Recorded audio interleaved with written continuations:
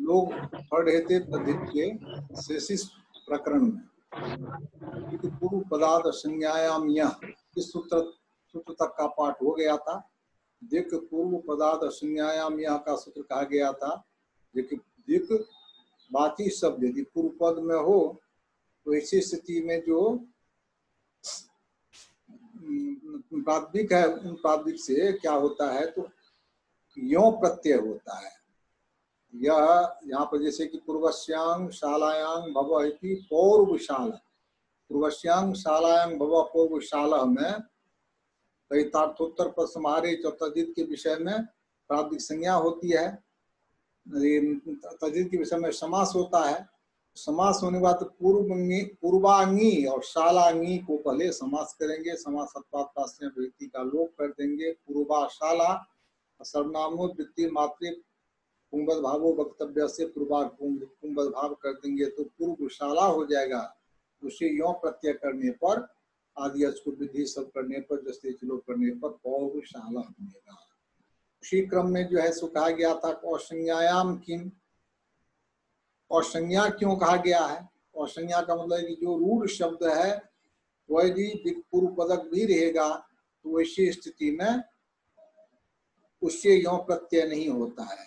जैसे कि उसका उदाहरण दिया गया था पूर्वेषु काम सम्यांग भव पूर्वेषु काम सम,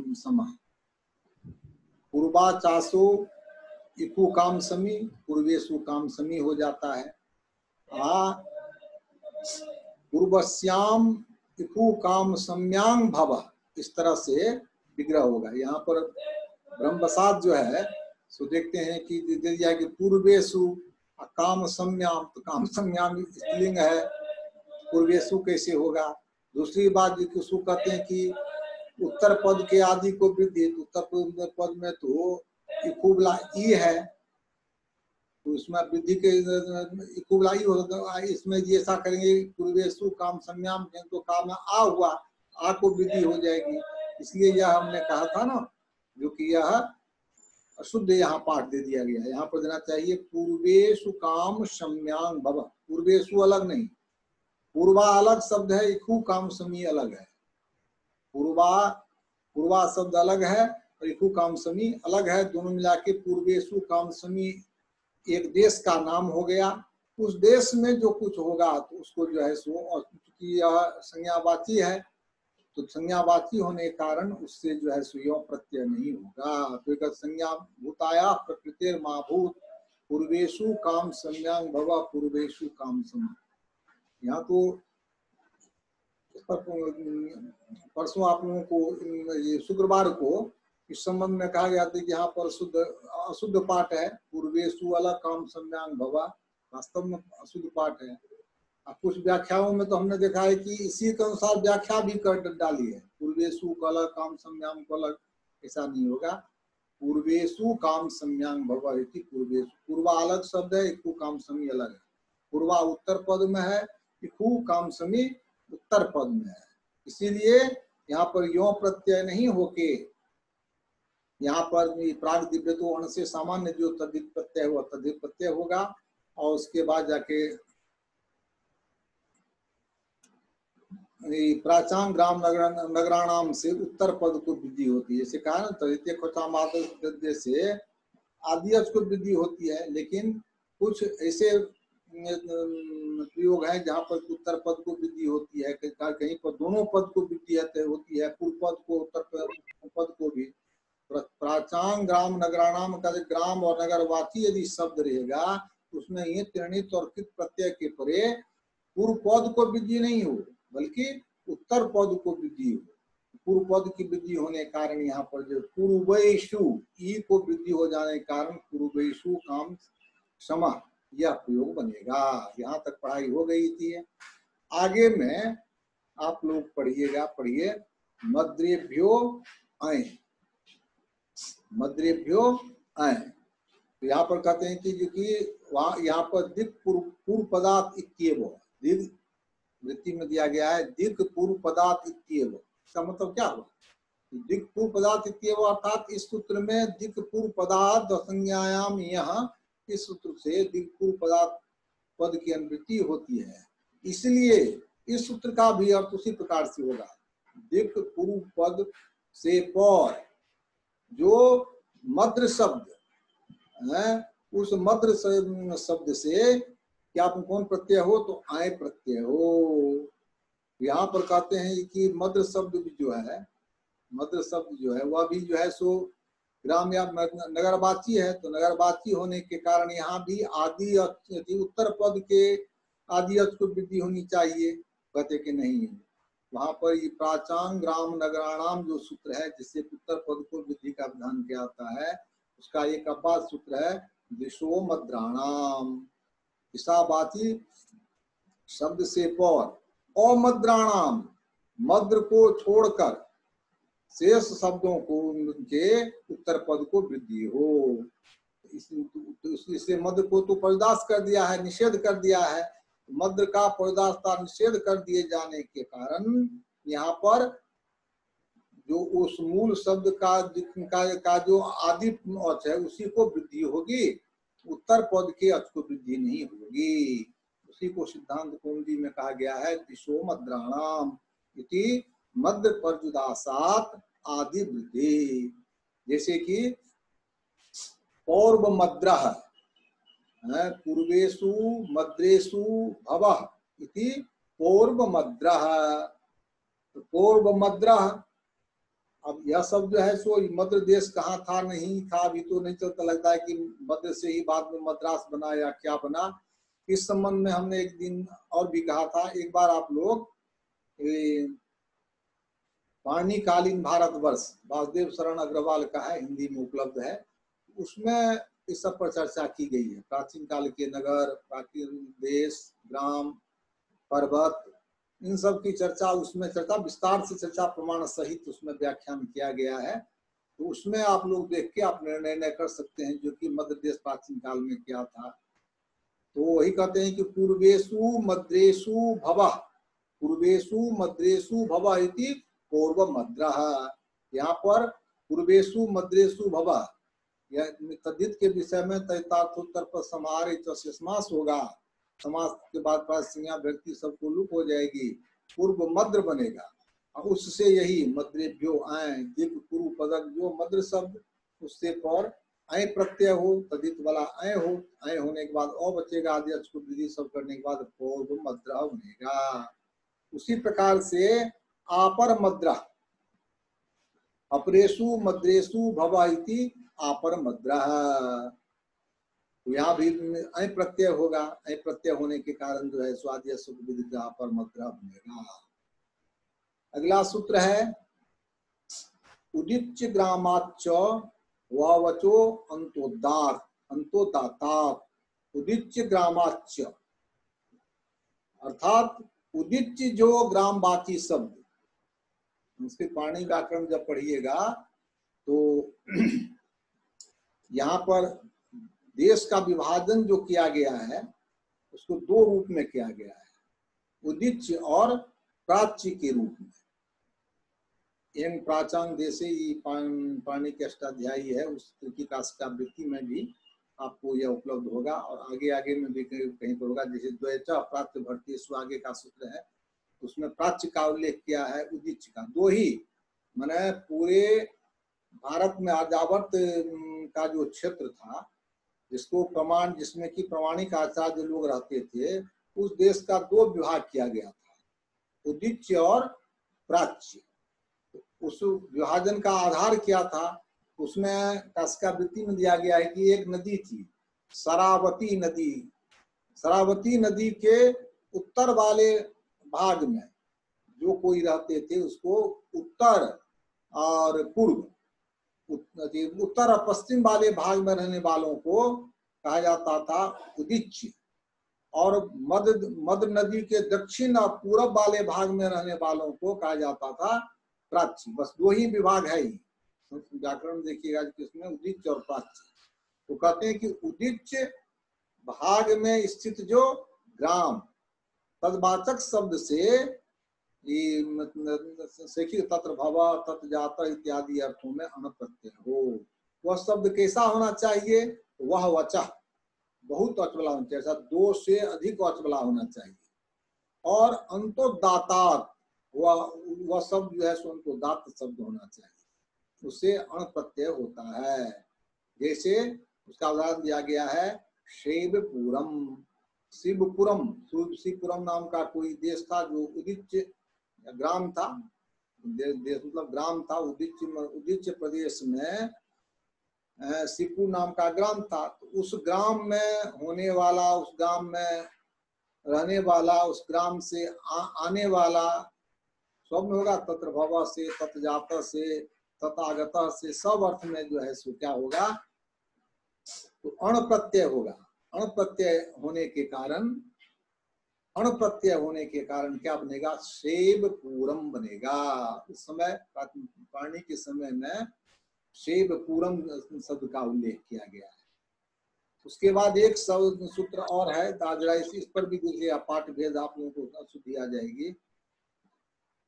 कहीं पर भी पहले हमारे पास जो ग्रंथ है उसमें प्रस्तोत्तर दिया गया है, प्रस्तोत्तर नहीं, प्रस्थोत्तर, प्रो संयुक्त का प्रस्तोत्तर। प्रस्थोत्तर पद पलद्यादि को पदाद अण। इसका अर्थ क्या है, प्रस्थोत्तर पद ऐसा ग्रामवाची शब्द जिसके अंत में प्रस्थ शब्द हो, वही वह प्रस्थोत्तर पद। पलद्यादि, पलदी आदि गण है पलद्यादि। और कोपद, कोपद माने ऐसे शब्द जिसकी उद्धा में क हो, ककार हो। 3 शब्दों से, प्रस्थोत्तर पदक शब्दों से, पलत्यादि गणपति शब्दों से और कोपद शब्दों से क्या होता है, जो तत्र भव तत् जात से एक ही अर्थ में अण प्रत्यय होता है। जैसे उसका उदाहरण दिया गया है माहिकी प्रस्थ। महिकी प्रस्थ नाम का कोई गांव हुआ, तस्मिन् ग्रामे भवः या तस्मिन् ग्रामे जातः इति माहिकी प्रस्थ। यह प्रस्थोत्तर पद है, महिकी या प्रस्थ है। तो महिकी प्रस्थ शब्द से जब अण प्रत्यय करेंगे आदि शब्द की वृद्धि करेंगे तो माहिकी प्रस्थ बनेगा। दूसरा शब्द है पालदह। पालदह जो है तो पलदी आदि गणपति शब्द है, गणपाठ में देख लीजिए कौन कौन शब्द आते हैं उसमें। तो पलदी, पलदी में भी कहीं कहीं पर पाठ मिलता है दो हर्षिकार का, कहीं कहीं पर दो दीर्घी का। लेकिन सप्तमी में तो जैसे मती शब्द का मत्याम होता है, मतो होता है, तो हर्षिकार रहेगा पलद्याम या पल दो। यदि दीर्घिकारांत रहेगा तो केवल एक ही रूप बनेगा पलद्याम। तो पलद्याम भवः इति पालदह, पल्ली आदि गण, वह भी एक गांव का नाम हुआ, उससे भी जो है सो अण प्रत्यय होता है। और तीसरा शब्द हुआ कोपद का उदाहरण दिया गया है नीलीनक। नीलीनक, नीलीनक नाम का कोई ग्राम था उस समय में, उस गांव में होने वाला या तत्र जाता इत्यादि अर्थों में अण प्रत्यय जब होगा तो क्या बनेगा, नीलीलक। आगे में और सूत्र दिया गया है जो कण्वादिभ्यो गोत्रे। कण्वादिभ्यो गोत्रे का अर्थ क्या है, एभ्यो गोत्र प्रत्यांतेभ्यो अण स्यात्। अर्थात जो माने कण्वादि गण पठित जो गोत्र अर्थ में है, गोत्र प्रत्यांत जो कण्वादि शब्द, उससे क्या कौन प्रत्यय हो तो अण प्रत्यय हो। तो कर्णो गर्गादि, कर्ण जो है सो गर्गादि गण में जैसे गार्ग्य बनता है, गर्गस्य गोत्रापत्यम पुमानिति गार्ग्य गर्गादिभ्यो, यह से यह प्रत्यय होता है। उसी प्रकार से गर्गादि गण में भी कर्ण शब्द का भी पाठ है। तो कर्णवस्य गोत्रापत्यम इति काण्व्यः, काण्व्यः बनेगा। कण्व है, यह प्रत्यय करेंगे आदि अर्थ को वृद्धि करेंगे, जैसे टीचर से लोप करेंगे तो क्या बनेगा, काण्व्यः। काण्वस्य छात्रा जब व्युत्पत्ति करेंगे तो कर्ण के गोत्र में उत्पन्न जो संतान या ऋषि वो काण्य होगा, काण्य होगा। काण्य के जो छात्र होंगे उसको क्या कहेंगे, काण्वाः। वहां पर काण्व शब्द जो है सो गोत्र प्रत्यांत शब्द है, इसलिए उससे कस्येदम से अण प्रत्यय करेंगे। इसमें सामान्य जो सूत्र इसी सूत्र से मैंने कण्वादिभ्यो गोत्रे से अण प्रत्यय करेंगे। अण प्रत्यय करने पर काण्व काण्व यो हुआ, ओ हुआ, ओ के परे यो के आकार का लोप करेंगे। उसके बाद जाके यकार का भी लो, यस्य आपत्य, एक सूत्र है आपत्य आपत्य तदिते नाति, माने अपत्य के अपत्यार्थक जो यकार उसका भी लोप होता है तद्धित के परे। तो काण्ड में यो का भी लोप हो जाएगा, तो काण्ड अ हुआ। काम आ में वृद्धि है ही, लेकिन शास्त्र की सूत्र की प्रवृत्ति होती है पर्जन्य बल लक्षण प्रवृत्ति। शब्द सुने हैं ना आप लोग, पर्जन्य बल लक्षण प्रवृत्ति का मतलब होता है जैसे कि मेघ जो है, पर्जन्य माने मेघ होता है, तो मेघ कहाँ बरसता है? जहाँ पर पानी की जरूरत रहती है वहीं पर मेघ बरसता है, सो नहीं रहता है। जहाँ पानी की जरूरत नहीं भी रहती है वहां पर भी मेघ बरसता है। समुद्र है, समुद्र में भी पानी बरसेगा, वहां तो पानी की जरूरत नहीं है लेकिन फिर वहां भी बरसता है। उसी प्रकार पर्जन्य बल लक्षण प्रवृत्ति, जैसे मेघ की प्रवृत्ति जो है सो जहाँ जरूरत हो, जहाँ जरूरत नहीं वहां भी प्रवृत्त होता है, यदि उसका उद्देश्य मिल गया तो। उसी प्रकार से सूत्र भी उसका जहां पर भी उद्देश्य मिलेगा उसकी प्रवृत्ति होगी। तो कहने वाला कांड में कौमा आत्म वृद्धि है ही, लेकिन फिर भी वृद्धि किसे आदेश से क्या होगा? आदि को वृद्धि हो जाएगी, जिससे कि कांडवाह छात्रा बनेगा। इसके बाद सूत्र है ईयश्च, गोत्रे जो ईय तदंतात अणस्यात्। यहाँ पर देखिए क्या कहते हैं, जो गोत्र अर्थ में जो ई प्रत्यय तदंत जो शब्द उससे अण प्रत्यय हो। गोत्र अर्थ में जो ई प्रत्यय तदंत जो शब्द उससे अण प्रत्यय हो, जैसे दाक्षा, दक्षस्य गोत्रापत्यं पुमान इति दाक्षी, दक्ष नाम के ऋषि थे, तो उनका जो गोत्रापत्य संतान, इस क्रम में आप लोग एक बार हो तो इसको तद्धित का अपत्याधिकार भी पढ़ लीजिएगा। इसमें जो है ना तो 3 तरह के अपत्य होते हैं। एक होते हैं अनंतरापत्य, एक होता है युवापत्य, एक होता है गोत्रापत्य। अनंतरापत्य क्या होता है, जैसे कि हम आप लोगों को उदाहरण देकर समझा देते हैं। गर्ग शब्द है, गर्ग शब्द है, तो गर्ग शब्द से अनंतरापत्य में गर्गस्य अनंतरापत्य समझते हैं ना। अनंतरापत्य में कि बीच में कोई व्यवधान, संतान में कोई व्यवधान नहीं हो। जैसे कि पौत्र है, पौत्र भी तो संतान है, लेकिन पौत्र संतान के बीच में एक संतान का व्यवधान के रूप में है, कौन? पुत्र है। कोई एक मूल व्यक्ति हुआ, मूल व्यक्ति का पुत्र हुआ, पुत्र का पौत्र हुआ, बीजी पुरुष और पौत्र के बीच में एक व्यवधान हुआ।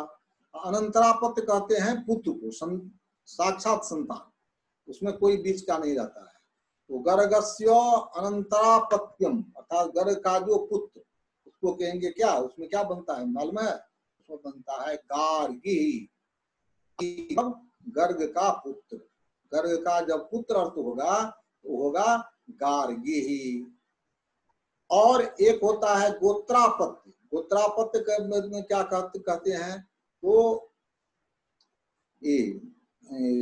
अपत्यं पुत्र प्रभृति गोत्रम, जो पोत्र के बाद, पोत्र से लेकर पोत्र के बाद जो पोत्र के बाद का जो संतान है वह सब संतान क्या कहलाता है? गोत्र कहलाता है, गोत्रापत्य। और एक होता है युवापत्य। युवापत्य क्या होता है? जीवती तू वंशीय, जिस पिता के को लेकर हम बना रहे हैं उसको माने गोत्रापत्य बना रहे हैं, लेकिन उसका यदि पिता पितामह सब जीवित रहता है वह तीसरा संतान भी गोत्रापत्य नहीं कहलाएगा, वह कहलाएगा युवापत्य कहलाएगा। तो गर्ग शब्द से जब हम अनंतरापत्य पुत्र अर्थ में करेंगे तो गार्गी ही बनेगा। अब ई से ई प्रत्यय, वहां पर गर्गादिभ्यो यह से यह नहीं होगा, क्योंकि गर्गादिभ्यो यह से जो यह होता है सो गोत्रापत्य में होता है। अनंतरापत्य में अत ई से ई प्रत्यय ही होगा, तो गार्गी बनेगा। जब गोत्रापत्य करेंगे तो गार्ग्य बनेगा, गर्ग से सीधे जो है सो यह प्रत्यय ही होगा। और जब जुवापत्य विवक्षा रहेगी तो यह सूत्र है, उससे जो है सो अस्फ प्रत्यय हो जाता है, तो गार्ग्यायण बन जाता है। 3 शब्द बनते हैं, गार्गी, गार्ग्य, गार्ग्यायण। गार्गी हुआ गर्ग का पुत्र, गार्ग्य हुआ गर्ग का पोता परपोता, ये सब जितना जो होगा सब कहलाएगा गार्ग्य। और पोता परपोता भी जो है सो गार्ग्यायन भी कहलाएगा। कब? यदि गर्ग के पिता पितामह इत्यादि जिंदा है तो इसी स्थिति में वह गार्ग्य नहीं कहला के गार्ग्यायन है, था जुवापत्य अर्थ में गार्ग्यायन कहलाएगा। तो यहाँ कहते हैं यश्च गोत्रे, गोत्रे अर्थात गोत्रापत्य, गोत्रापत्य अर्थ में जो ई प्रत्यय तदंताद अनस्यात्, तदंत शब्द से अनप्रत्यय हो।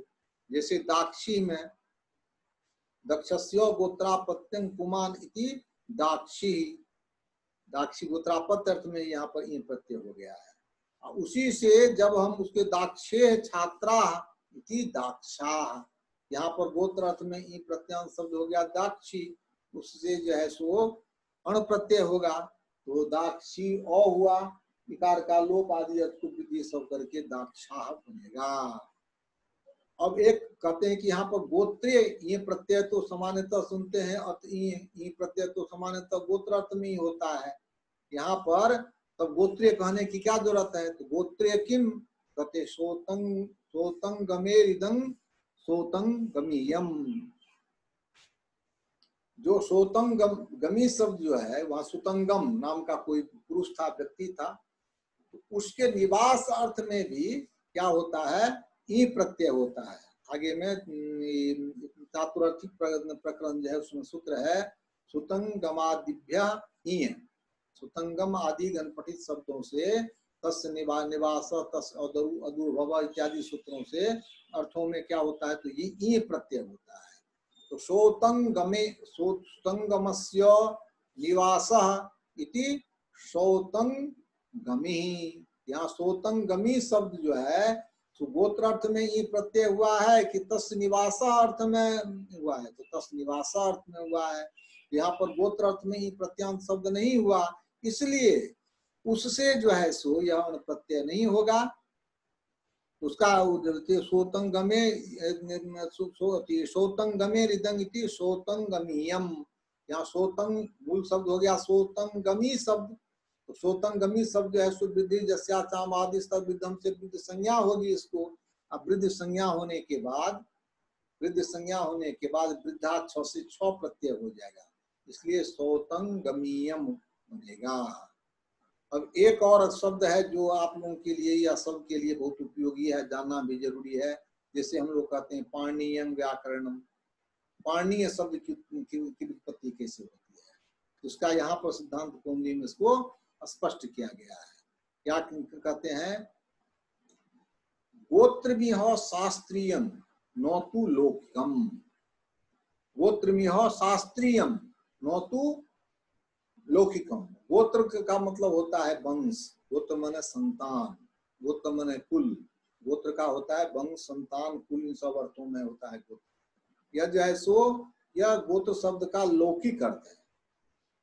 गोत्र शब्द से सीधा जो आपका जो पुत्र जो हुआ वह भी आपका गोत्र हुआ, आपके खानदान का हुआ, पोता भी पौत्र भी हुआ। जुवापत्य जो है सब गोत्र, लोक में सब गोत्र कहलाएगा, लेकिन व्याकरण शास्त्र में सब गोत्र नहीं कहलाएगा। पुत्र को गोत्र आप नहीं कह सकते हैं। किसी का जो कुछ जैसे कि न गर्गस्य अनंतरापत्यम या गर्गस्य पुत्र, कभी भी वो गोत्र व्याकरण शास्त्र की दृष्टि से नहीं कहलाएगा। व्याकरण शास्त्रीय परिभाषा दे दी गई है अपत्यं पुत्र प्रभृति गोत्रम। पोत्र प्रभृति जो अपत्य है अर्थात पोता पोत्र से लेकर आगे तक जो कोई होगा वह गोत्र कहलाएगा, पुत्र कभी गोत्र नहीं कहलाएगा। तो वहां यहाँ पर कहते हैं कि गोत्र यहाँ जो है कण्वादिभ्यो गोत्रीय सूत्र है ना, उसी से गोत्रीय की वृत्ति यहाँ स्व में भी आती है। गोत्र अर्थ में जो ई प्रत्यय है उससे जो है स्वतंत्र से अण प्रत्यय हो, या कर्णवादी है गोत्र अर्थ में दी गोत्र प्रत्यांत जो कर्णवादी गणपति शब्द उससे जो है सो अण प्रत्यय है हो, यह सब जो कहा गया है शैखिक अर्थ में, तो उसका कहते हैं क्या, गोत्र मिह शास्त्रीय न तु लौकिकम। गोत्र का तात्पर्य यहाँ शास्त्रीय गोत्र से है, लौकिक गोत्र से नहीं है। इसी का परिणाम क्या होता है, तेने न पाणिनियम। तो पाणिनियम शब्द की व्युत्पत्ति यहाँ पर दिया गया है। बाल मुनुमा यदि आप लोगों को हो तो जरा उसको भी जरा देख लीजिए, अच्छा रहेगा। तो पणिनो गोत्रापत्यम कि पाणिनः, पणिन नाम के कोई ऋषि थे, कोई व्यक्ति थे, पुरुष थे, उनका जो गोत्रापत्य हुआ, गोत्रापत्य हुआ, वहां पर क्या होगा, तो पाणिनः बनेगा। गोत्रापत्य अर्थ में राग दिव्यतो अण से यहाँ पर क्या होगा, तो अण प्रत्यय करने पर क्या होगा, तो पाणिनः, मूल पौर नौ हर्षिकार नौ हलन, तो पणिन और अण प्रत्यय करने पर यहाँ पर आदि को वृद्धि भी हो जाएगी। यहाँ पर जो है सो नस्त द्वितीय से टी का लोप नहीं होगा, क्योंकि आगे में शुद्ध दे दिया गया है, प्रत्याधिकार में पढ़िएगा। अन अन प्रकृतिया स्याद, अण अण प्रकृतिया स्यादणी, अण प्रत्यय के परे अन को प्रकृति बदभाव हो।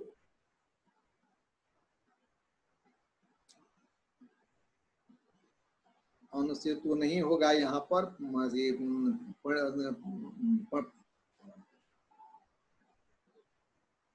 यहाँ पर प्रकृति इन प्रत्यय एक सूत्र है, उससे जो है प्रकृति भाव बदभाव हो जाता है, टी का लोप नहीं होता है, तो पाणिन शब्द बन गया पाणिन। पाणिन से जब हम पाणिन हुआ तो पणिनो गोत्रापत्यम, पणिन का जो गोत्रापत्य उससे क्या करेंगे, तो पाणिना बनेगा। तस्यापत्यं जुबा इति पाणिनि, उसका जो जुवापत्य होगा वह पाणिनि हुआ। यहाँ पर ये प्रत्यय जो हुआ से किस अर्थ में, जुवापत्य अर्थ में, गोत्रापत्य में नहीं हुआ है। तो संतान तो हुआ, गोत्र हुआ, लौकिक गोत्र हुआ, पाणिन का संतान जो है, जुवापत्य भी जो है वह भी तो गोत्र हुआ, लेकिन जुवापत्य को तो गोत्रापत्य नहीं कहते हैं, इसलिए वह पाणिनि जो है सो गोत्रापत्य अर्थ में नहीं हुआ, गोत्र अर्थ में ही प्रत्यांत हुआ नहीं है। इसलिए पाणिनेय छात्रम या पाणिनेय शास्त्रम इति पाणिनीयम, यहाँ पर प्रागदिव्यतो अण से अण प्रत्यय नहीं होके वृद्धा छ से क्या हो जाता है, छ प्रत्यय हो जाता है। वही कहते हैं यहाँ पर, जो पणिनो गोत्रापत्यम इति पाणिनः तस्या बालमुनुमाम तस्यापत्यं जुवा इति पाणिनिः तस्येदं, तस्येदं शास्त्रम इति पाणिनीयं शास्त्रम वृद्धाच्छः। अण तु नो, कहते अण क्यों नहीं होता है, तो पाणिनि शब्दस्यो युव प्रत्यांतत्वात्, पाणिनि शब्द जो है सुयुव प्रत्यांत है, गोत्र प्रत्यांत नहीं है। जुवापत्य अर्थ में यहाँ पर ई प्रत्यय हुआ है।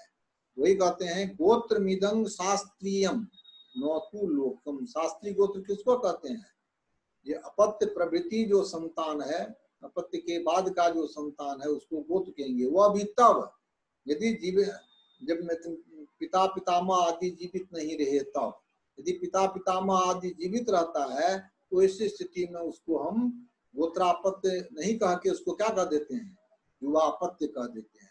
तो यहाँ पर जुवापत्य अर्थ में ई प्रत्यय करके पाणिनि बना हुआ है। पाणिनि बना होने के कारण पाणिनि जो है सो गोत्र प्रत्यांत नहीं हुआ, जुवापत्य अर्थ में हुआ। जुवापत्य में होने के कारण यहाँ पर तस्येदम से अण प्रत्यय होगा तो पाणिनीयम बनेगा। तेन प्रोक्तम से भी पाणिनीयम बनेगा, पाणिना प्रोक्तम इति पाणिनीयम व्याकरणम, पाणिनीयम वचनम। बहुत पाणिनि शब्द का तो बहुत अर्थ होगा अपना। पाणिनीयास छात्रा, पाणिनेय छात्रा इति पाणिनीयास छात्रा, जैसे हम लोग कहते हैं इसमें प्रतिज्ञान मासिक्या पाणिनीया, पाणिया में पाणि प्रोक्ता वर्णा, पाणि प्रोक्ता वर्णा जे संति से प्रतिज्ञा नासिक्या, अर्थात तेषां जद अन्नासिक्यम नासिकम ततु प्रतिज्ञा समधिगम्या, प्रतिज्ञा के द्वारा वह समझा जाता है। प्रतिज्ञा किसको कहते हैं? प्रतिज्ञा की परिभाषा जो है सुलभ शब्देन्दु शेखर में दी गई है। इदम एवं इति कथनम, इदम एवं इति कथनम, यह ऐसा ही है, यह कथन जो है इसको कहते हैं प्रतिज्ञा।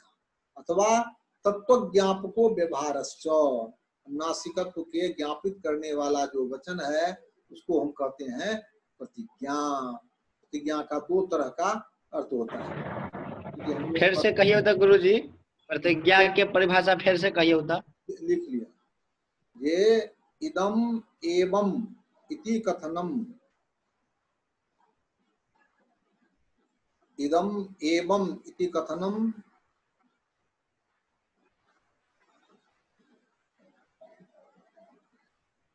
इति प्रतिज्ञा अथवा तत्व ज्ञापको व्यवहारस्य प्रतिज्ञा।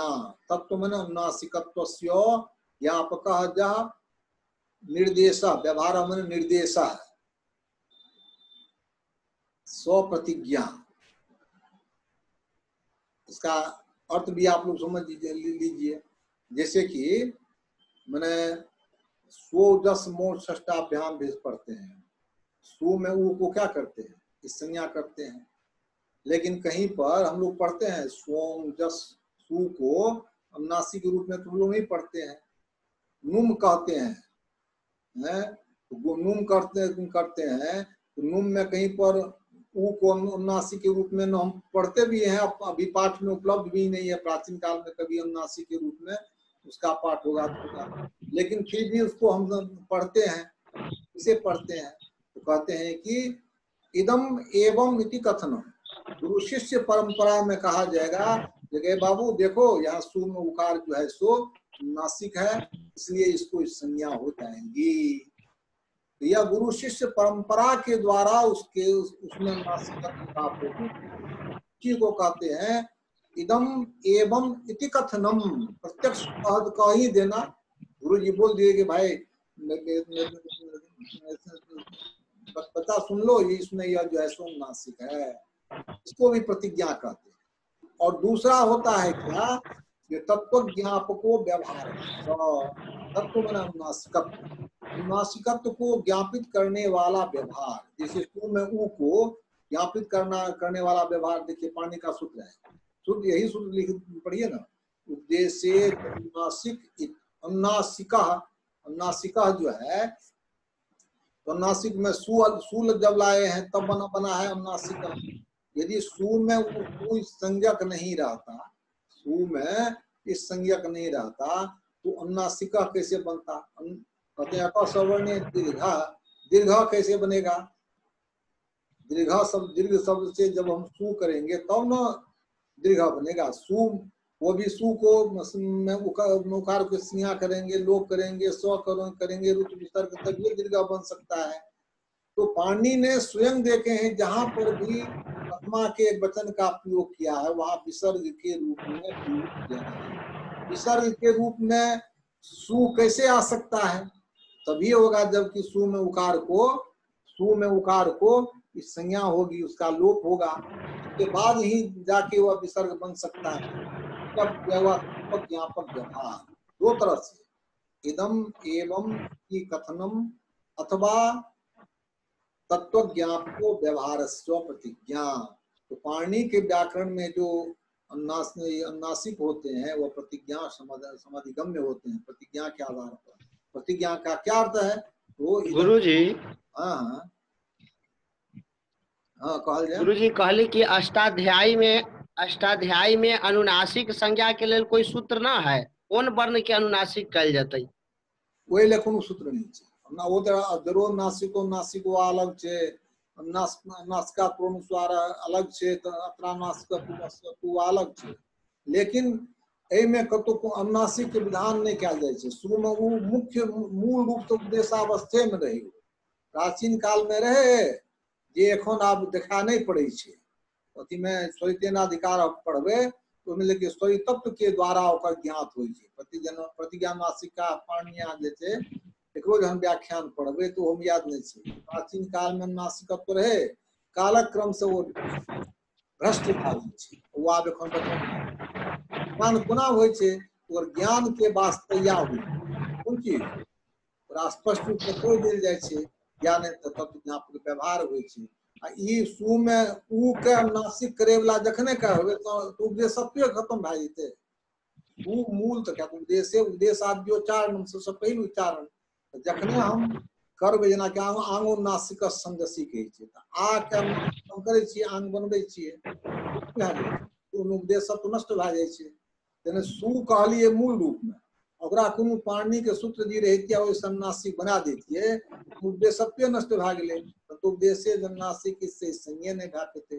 वो तो मूल रूप से सु रहबे करे, सु और जस में मूल रूप से सु रहे, सु के जैसे से की बन गेल छै ई संज्ञा भेल छै। ई संज्ञा को अनुनासिक रहे ई बात हम कोना बुझलिए, कोना बुझबे वह प्रतिज्ञा के बल से, प्रतिज्ञा समधिगम्य, प्रतिज्ञा के आधार पर। तब पाणिनि शब्द के अर्थ, पाणिनि शब्द का बहुत होता है। पाणिनि छात्रा थी, पाणिनीय वर्णा, पाणिनीयम शास्त्रम, पाणिनीयम वचनम। सामान्य अर्थ में होता है कि यहाँ चूंकि यह जो है सो युवापत्य अर्थ में पाणिनि शब्द है, गोत्रापत्य अर्थ में पाणिनि शब्द का प्रयोग नहीं होता है। तो गोत्रापत्य में ई प्रत्यांत न होने के कारण यहाँ पर इस सूत्र से ईयश्च से अण प्रत्यय नहीं होके वहां पर विद्धा छ जो आगे में सूत्र है उससे छ प्रत्यय होता है, इसीलिए पाणिनीयम बनता है। तो वही कहते हैं ईयश्च, तो गोत्रे जो ई तंता तणस्या दाक्षा गोत्रे किम, तो श्रोतंगमे, श्रोतंगमी क्या हुआ, श्रोतंगमस्य अपत्यं पुमान की श्रोतंगमी नहीं है, श्रोतंगमस्य निवास है कि श्रोतंगमी। श्रोतंगमी शब्द जो है सो अपत्य प्रत्यांत शब्द नहीं है, तस् निवास अर्थ में ई प्रत्यय है। श्रोतंगमा दिव्य यह सूत्र है, उससे ई प्रत्यय होता है। श्रोतंगमी का अर्थ होता है श्रोतंगम का निवास स्थल, श्रोतंगमी। इसलिए वहां पर गोत्र प्रत्यांत नहीं है, इसलिए अनुप्रत्यय नहीं होता है, बल्कि विद्या छ से छ प्रत्यय होता है। अब पाणिनि के बारे में कहा गया है, किसका तो दिया गया है कि परिणा गोत्रापत्यम की पाणिना, पणिन शब्द से यदि गोत्रापत्य में हम करेंगे तो अणप्रत्यय करके क्या बनेगा, पाणिना। अब पाणिना बनेगा कौन अर्थ में, जुवापत्य अर्थ में।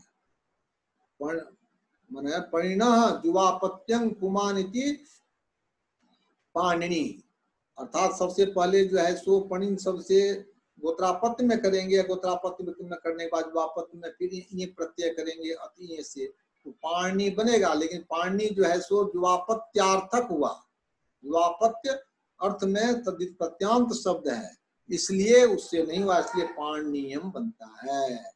अब यहीं पर इसको इस पाठ को समाप्त करते हैं, फिर आगे भी पाठ होगा। आज है सोम, बुधवार को पाठ, भी गर्मी छुट्टी में जब तक है तब तक ये पाठ चलता रहेगा। आप सम्मिलित होइए, इससे लाभान्वित होइए। हमें विशेष रह गया 1 मिनट से कम समय, तो हम यही संपन्न करते हैं। प्रणाम गुरुजी। प्रणाम गुरुजी।